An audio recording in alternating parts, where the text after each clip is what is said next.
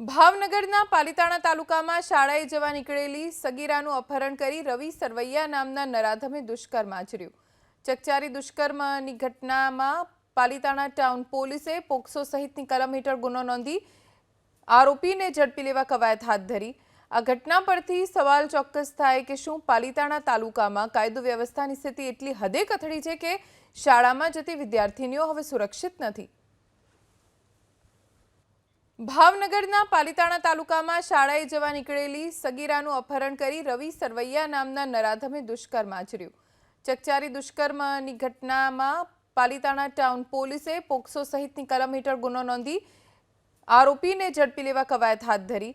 આ ઘટના પરથી સવાલ ચોક્કસ થાય કે શું પાલિતાણા તાલુકામાં કાયદો વ્યવસ્થાની સ્થિતિ એટલી હદે કથળી છે કે શાળામાં જતી વિદ્યાર્થીનીઓ હવે સુરક્ષિત નથી।